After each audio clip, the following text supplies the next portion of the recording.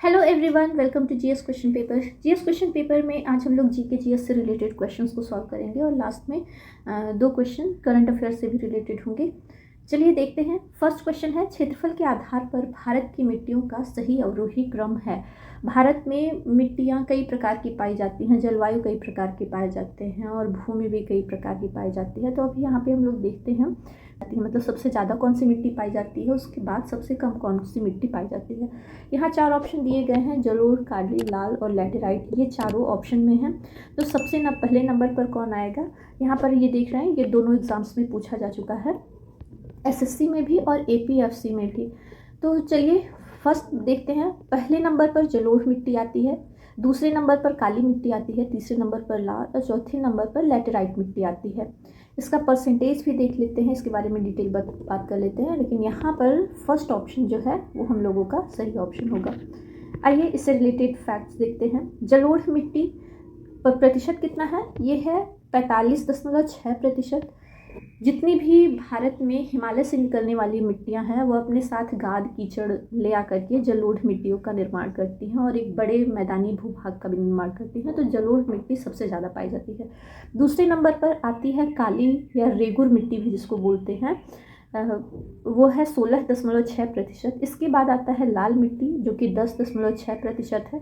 Laterite मिट्टी जो कि है 6.8%। सबसे कम पाई जाती है रेगिस्तानी मिट्टी 4.32%। जलोढ़ मिट्टी भारत में सबसे अधिक उपलब्ध मिट्टी है, लगभग 45.6% है और 143 वर्ग किलोमीटर के क्षेत्र को कवर करती है। जलोढ़ मिट्टी पाई कहाँ जाती है, तो ये गुजरात, पंजाब, हरियाणा, यूपी, बिहार, झारखंड, मतलब लगभग संपूर्ण उत्तर भारत में। काली मिट्टी है महाराष्ट्र, मध्य प्रदेश, गुजरात, आंध्र प्रदेश, तमिलनाडु में। लैटेराइट कर्नाटक, केरल, तमिलनाडु, मध्य प्रदेश, असम, उड़ीसा आदि में। लाल मिट्टी पाई जाता है उड़ीसा में, छत्तीसगढ़ में, दक्कन का पूर्वी और दक्षिणी भाग और गंगा मैदान का जो दक्षिणी भाग है वहाँ पर लाल मिट्टी हम लोगों को देखने को मिलता है। चलिए नेक्स्ट क्वेश्चन देखते हैं। मिट्टी की अम्लीयता को कम करने के लिए उसमें क्या मिलाया जाता है, जिप्सम, चूना, नमक या फिर खाद। तो दो पूछता है, एक पूछता है मिट्टी की अम्लीयता कम करने को, एक क्षारीयता कम करने को। तो यहाँ पे अम्लीयता पूछता है, अम्लीयता को कम करने के लिए उसमें क्या मिलाया जाता है, तो सेकेंड ऑप्शन हम लोगों का सही है। वहाँ पर यहाँ पर हम लोग चूना मिलाते हैं, चूना या फिर नींबू। चलिए देखते हैं। मिट्टी की अम्लता चूना से कम किया जा सकता है, कैसे कम किया जा सकता है इसके बारे में देखते हैं। मिट्टी की अम्लता में सुधार किया जा सकता है और मिट्टी का जो पीएच है वो नींबू या फिर चूना पत्थर यानी कि कैल्शियम कार्बोनेट मिलाने से बढ़ जाता है। चूना मुक्त कैल्शियम आयनों और कार्बनिक एसिड बनाने के लिए कार्बन डाइऑक्साइड गैस और पानी के साथ हाइड्रोजन आयनों के संयोजन से मिट्टी की अम्लता को संसाधित करता है, यानी कि उसको कम करता है। नेक्स्ट देखते हैं। भारत का क्षेत्रफल विश्व के कुल भौगोलिक क्षेत्रफल का कितना है। ये एसएससी में 2 बार पूछा जा चुका है और भी एग्ज़ाम्स में आता रहता है। यहाँ पर आपको बताना है 2.2% या फिर 2.4%, 2.8 या 32.2%। तो भारत का क्षेत्रफल है विश्व के कुल भौगोलिक क्षेत्रफल का लगभग 2.4%। यहाँ हम लोगों का सेकेंड ऑप्शन सही होगा, 2.4%। आइए इसके बारे में थोड़ा डिटेल देखते हैं। भारत का भौगोलिक विस्तार जो है वो 32,87,236 वर्ग किलोमीटर है, जो कि विश्व के कुल क्षेत्रफल का 2.43% है। अगर वीडियो का स्पीड आप लोगों को थोड़ा ज़्यादा लगे तो प्लीज़ वीडियो में ऊपर सेटिंग्स में 3 बटन्स होते हैं, वहाँ पर जा कर के प्लेबैक स्पीड जो है आप उसको कम करके भी देख सकते हैं। कम टाइम में ज़्यादा चीज़ें बतानी रहती हैं, इसी के लिए स्पीड थोड़ा सा ज़्यादा होता है और जल्दी जल्दी बोलते हैं। अभी देखते हैं नेक्स्ट क्वेश्चन। भारत में कितने राज्य समुद्र तट रेखा में हैं, 7, 8, 10, 9। ये क्वेश्चन कई बार रिपीटेड है, आप यहाँ पे देख रहे हैं। यूपी पीसीएस 2014 में ये पूछा गया था मेन, लेकिन इसके अलावा भी कई क्वेश्चन में पूछता है अक्सर कि भारत के कितने राज्य समुद्र तट रेखा में हैं। तो आप लोग अगर जो मैप में देख रहे होंगे तो हम लोग गुजरात से अगर जो शुरू करते हैं इस तरीके से मिला करके टोटल 9 राज्य हैं। आइए इन लोगों के बारे में हम डिटेल से देखते हैं। भारतीय तट रेखा देश के 9 राज्यों को छूती है। कौन कौन से 9 राज्य हैं, ये राज्य हैं गुजरात, महाराष्ट्र, गोवा, कर्नाटक, केरल, तमिलनाडु, आंध्र प्रदेश, उड़ीसा और पश्चिम बंगाल। ये 9 राज्य हैं। भारत में 7,516 किलोमीटर की एक तट रेखा है, ये टोटल तट रेखा है, मतलब आपके द्वीपों को मिला करके और मुख्य भूमि दोनों को मिला करके। मुख्य भूमि की तट रेखा है 6,100 किलोमीटर और जो भारतीय द्वीपों का है वो है 1,197 किलोमीटर। टोटल होता है 7,516 किलोमीटर। यह भारत के 2 केंद्र शासित प्रदेशों जैसे दमन और दीव और पुदुचेरी को भी छूता है। ये क्वेश्चन बना हुआ है, इसलिए इस पॉइंट को आप लोग ध्यान दीजिएगा। यह भारत के 2 केंद्र शासित प्रदेश, इसको दमन दीव और पुदुचेरी को भी छूता है।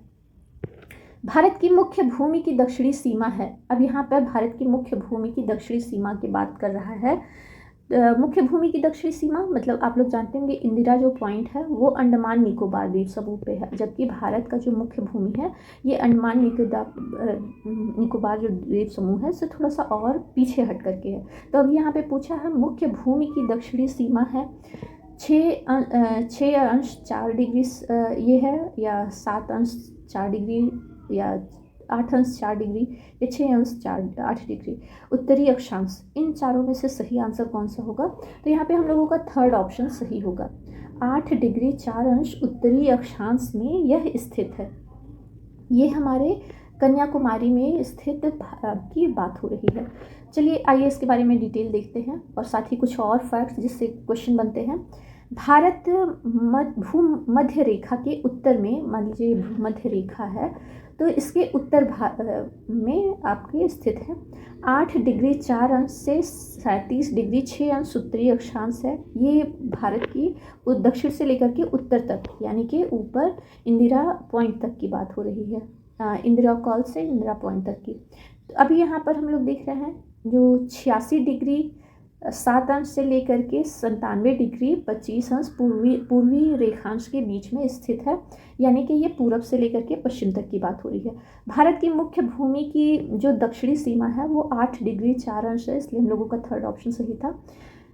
भारतीय संघ का जो दक्षिणी बिंदु इंदिरा पॉइंट है वो 2004 में जो सुनामी आई थी उसके दौरान पानी में डूब गया है, अब और पीछे आ गया है। विश्व में मतलब आपका जो इंदिरा पॉइंट है वो अभी पानी में डूबा हुआ है प्रेजेंट टाइम में।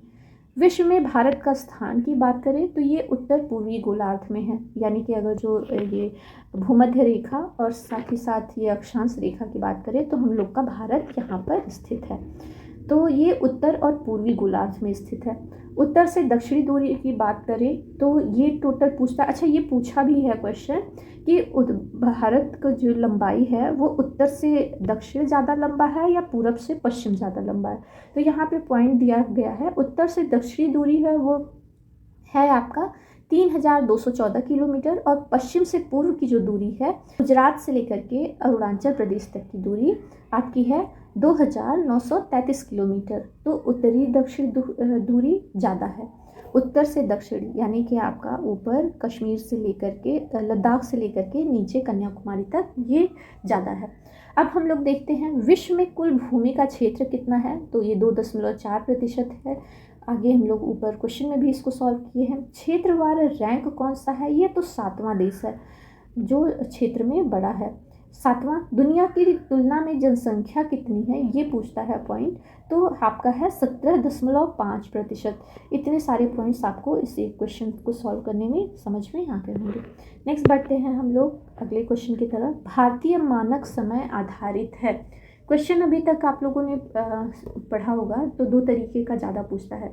एक है कि किस राज्य से या फिर किस शहर से होकर के गुजरता है भारतीय मानक समय, और दूसरा पूछता है कि ये किस भारतीय मानक समय का टाइम कितना है। मतलब आपको पता होगा जो हम लोगों का टाइम है वो +5.30 है।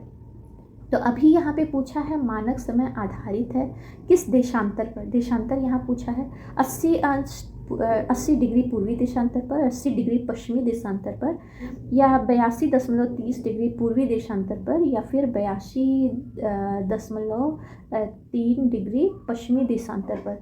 तो आपको भी पता होगा कि जो देशांतर रेखा है ये हम लोगों का पूर्वी देशांतर में स्थित है, पूर्वी देशांतर में है, इसलिए प्लस का साइन बनता है। ये थर्ड ऑप्शन सही होगा, 82.30 पूर्वी देशांतर पर स्थित है। थर्ड ऑप्शन हम लोगों का जो है वो राइट आंसर है।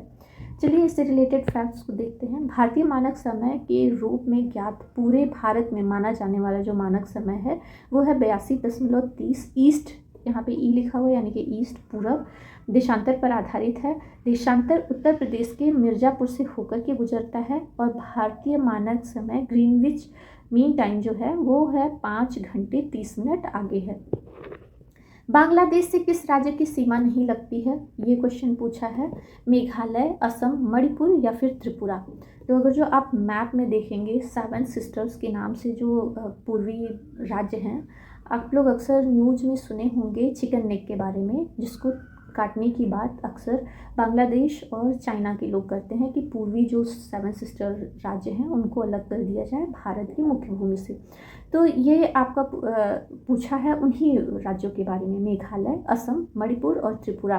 तो ये कौन सा है जो बांग्लादेश के से सीमा नहीं लगाता है अपना, तो मेघालय इसमें है। असम की भी सीमा लगती है, त्रिपुरा की भी। त्रिपुरा तो 3 तरफ से आपका बांग्लादेश से ही घिरा हुआ है। तो इसमें जो सही आंसर होगा वो 3rd ऑप्शन होगा, मणिपुर। मणिपुर बांग्लादेश से सीमा नहीं लगाता। मणिपुर के अलावा नागालैंड भी है, वो उसकी सीमा बांग्लादेश से नहीं लगती है। चलिए इसका फैक्ट्स हम लोग नीचे देखते हैं। सॉरी, इसमें फैक्ट्स नहीं है, जितने फैक्ट्स थे मैंने आप लोगों को क्लियर कर दिए हैं। नेक्स्ट क्वेश्चन देखते हैं। भारतीय सेना और DRDO ने सतह से सतह पर मार करने वाली बैलिस्टिक मिसाइल पृथ्वी 2 का कहाँ से सफल परीक्षण किया है।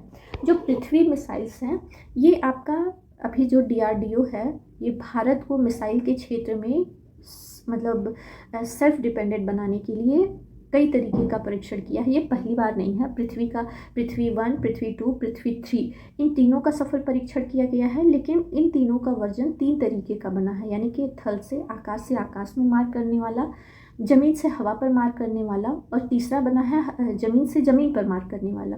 तो ये जो आपका पृथ्वी 2 मिसाइल है ये है ज़मीन से ज़मीन पर मार करने वाली मिसाइल, मतलब भूमि से ये भूमि पर ही अपना निशाना लगाएगी। कहाँ से इसका परीक्षण किया गया है? इसका परीक्षण मेनली किया गया है कि रात के समय में, रात के अंधेरे में भी ये सटीक निशाना अपना लगा सके, इस चीज़ को चेक करने के लिए किया गया है। तिरुवनंतपुरम केरल से, चांदीपुर उड़ीसा से, पोखरण राजस्थान से या विशाखापट्टनम आंध्र प्रदेश से, इन चारों में से कौन सा आंसर जो होगा वो सही होगा, इसको आइए चेक करते हैं। इसका जो राइट आंसर होगा वो 2nd ऑप्शन होगा, ये उड़ीसा के चांदीपुर से किया गया है। 2nd ऑप्शन हम लोगों का सही है। इसके बारे में डिटेल देखते हैं। 10 जनवरी 2023 की रात को, यानी कि ये करंट से रिलेटेड क्वेश्चन है, उड़ीसा के चांदीपुर से भारत ने कम दूरी की परमाणु बैलिस्टिक मिसाइल पृथ्वी 2 का सफल परीक्षण किया है। ये परमाणु बैलिस्टिक मिसाइल है। पृथ्वी 2 जो है देश में विकसित सतह से सतह पर मार करने वाली शॉर्ट रेंज बैलिस्टिक मिसाइल है। अच्छा, ये जरूर कभी कभी इस तरीके से पूछता है कि ये सतह से सतह पर मार करने वाली है या सतह से हवा पर मार करने वाली है या हवा से ही हवा पर। तो आपको इस पॉइंट पर ध्यान देना पड़ेगा कि ये सतह से सतह पर मार करने वाली शॉर्ट रेंज बैलिस्टिक मिसाइल है, जिसकी रेंज है 250 से लगभग 350 किलोमीटर। पृथ्वी 2 जो मिसाइल है ये 7 तरह के हथियारों से लैस हो सकती है, जिसमें पारंपरिक से लेकर परमाणु हथियार तक शामिल हैं। जैसे कि पृथ्वी 2 मिसाइल में हाई एक्सप्लोसिव या पेनिट्रेशन, क्लस्टर म्यूनिशन या फ्रैगमेंटेशन, थर्मोबैरिक, केमिकल वेपन और टैक्टिकल न्यूक्लियर वेपन, ये सारे के सारे इसमें लगाए जा सकते हैं। चलिए नेक्स्ट क्वेश्चन की तरफ हम लोग बैठते हैं। किस संस्थान ने अंतरिक्ष मिशनों को प्रदर्शित करने के लिए भारत का पहला spark 3D virtual space museum launch किया गया है? ये आपका 3D है और पिक्चर में आप लोग देख रहे होंगे। तो पूछा है किस संस्थान ने, IIT दिल्ली ने किया है, IIT खड़गपुर ने, DRDO ने इसको बनाया है या फिर इसरो ने? तो इसका जो राइट आंसर होगा तो वो होगा 4th ऑप्शन, इसरो ने। इसरो ने भारत का पहला स्पार्क नामक 3D virtual space museum launch किया है, जिसे आप जा कर के वहाँ पर जितने भी अंतरिक्ष मिशन हुए हैं और सफलतापूर्वक हुए हैं उन सब के बारे में डिटेल से वहाँ पर बताया गया है। चलिए आगे हम लोग नेक्स्ट क्वेश्चन देखते हैं। इसके बारे में डिटेल यहाँ पर थोड़ा सा दिया गया है। इसरो ने लॉन्च किया स्पार्क पहला 3D वर्चुअल स्पेस म्यूजियम, जिसने भारतीय अंतरिक्ष अनुसंधान संगठन यानी कि इसरो के इतिहास और सफलताओं को दिखाया गया है। इसरो के इतिहास और लॉन्च से जुड़े हुए मिशन की कहानियाँ, रॉकेट, सैटेलाइट्स और अन्य वैज्ञानिक मिशनों की इसमें जानकारियाँ मौजूद हैं। स्पार्क का म्यूजियम ही इस पार्क की मुख्य खासियत है, जिसमें इसरो की सफलताओं, सैटेलाइट्स लॉन्च व्हीकल के बारे में डिटेल से बताया गया है। नेक्स्ट क्वेश्चन देखते हैं, निम्नलिखित में से कौन सी मिट्टी ईंटों के लिए उपयुक्त मानी जाती है। ये यूपी पीसीएस में पूछा गया है, साथ ही लोअर सबऑर्डिनेट में भी पूछा था।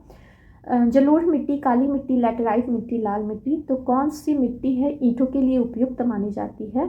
इसका जो सही आंसर होगा वो होगा लैटेराइट मिट्टी। यहाँ पर हम लोगों का थर्ड ऑप्शन जो है वो सही होगा, लैटेराइट मिट्टी। आइए लैटेराइट मिट्टी इसका नाम क्यों पड़ा वो इसके बारे में देखते हैं और क्यों ये ज़्यादा उपयुक्त होती है। लैटेराइट का अर्थ ही जो लैटिन में होता है वो ईंट है। ये नमी जब खो देते हैं तो ये बहुत कठोर हो जाते हैं, इसी के लिए इसको लैटेराइट यानी कि ईंट बनाने वाली मिट्टी बोलते हैं। लैटेराइट मिट्टी ज़्यादा उपजाऊ नहीं होती, लेकिन कपास, चावल, गेहूँ, दलहन, चाय, कॉफ़ी, रबर, नारियल और काजू की खेती इस मिट्टी में होती है। इस मिट्टी में आयरन की अधिकता होती है, इसी के लिए ईंट बनाने में भी इसका इस्तेमाल किया जाता है। इस पॉइंट को आप लोग विशेष रूप से ध्यान दीजिएगा कि इस मिट्टी में जो है आयरन की अधिकता होती है, इसी के लिए ये ईंट बनाने के लिए बहुत ही उपयुक्त हो जाती है। नेक्स्ट क्वेश्चन देखते हैं, हाइड्रोजन के रेडियो सक्रिय समस्थानिक को कहते हैं। ये सीरियस का क्वेश्चन है। ड्यूटेरियम, प्रोटियम, रेडियम या फिर ट्राइट्रियम। तो हाइड्रोजन का जो समस्थानिक है आपको भी पता होगा, 3 हाइड्रोजन के समस्थानिक हैं। कौन कौन से, तो पहला है प्रोटियम, दूसरे नंबर पर ड्यूटेरियम और तीसरा है ट्राइट्रियम। तो जिस हाइड्रोजन का रेडियो सक्रिय समस्थानिक है वो 4th ऑप्शन सही है, उसको ट्राइट्रियम बोलते हैं। तो ट्राइट्रियम क्यों बोलते हैं, आइए इसके बारे में हम लोग देखते हैं। वे तत्व जिनके परमाणु क्रमांक तो समान होते हैं। हाइड्रोजन का परमाणु क्रमांक 1 है, आप लोग देख रहे होंगे आवर्त सारणी में, सबसे पहले हाइड्रोजन, फिर हीलियम, लिथियम, बेरिलियम, बोरान, इसी तरीके से आते हैं। तो यहाँ पर पहले नंबर पर हाइड्रोजन है जिसका द्रव्यमान संख्या भिन्न है। कैसे भिन्न है, हाइड्रोजन के 3 समस्थानिकों का नाम है प्रोटियम यानी कि 1H1, ड्यूटेरियम यानी कि 1H2 और या फिर डी इसको बोलते हैं, और अंत में ट्रिटियम है यानी कि DH3 या ट्रिटियम। यहाँ पर इसका जो द्रव्यमान है वो H3 है और पहले सब में परमाणु क्रमांक 1 ही है। हाइड्रोजन के इन 3 समस्थानिकों में एकमात्र ट्रिटियम ही प्रकृति में रेडियोधर्मी है, जो कम ऊर्जा वाले बीटा कणों का उत्सर्जन करता है। तो राइट आंसर जो है वो है ट्राइट्रियम। विघटन नाभिक यानी कि रेडियोधर्मी वस्तुओं को किससे बने पात्र में रखना चाहिए, क्वेश्चन आया हुआ है। सीसा, इस्पात, लोहा, एल्युमिनियम, इन चारों ऑप्शन में से कौन सा ज़्यादा सही होगा। तो जो रेडियोधर्मी वस्तु होते हैं उनको किनसे बने पात्र में रखना चाहिए, शीशा, इस्पात, लोहा, एल्युमिनियम। इसका जो राइट आंसर है वो शीशा होगा, लेकिन डायरेक्ट शीशे में ही रख करके नहीं छोड़ना चाहिए। इस पर जो रेजिन होता है उसको लगाने के बाद ही इसको कहीं पर भी स्टोर करते हैं। यहाँ पर फर्स्ट ऑप्शन सही होगा, शीशा। आज की वीडियो में बस इतना ही। आई होप आपको ये वीडियो में क्वेश्चंस का सिलेक्शन अच्छा लगा होगा। मिलते हैं हम लोग नेक्स्ट वीडियो में, तब तक के लिए बाय बाय।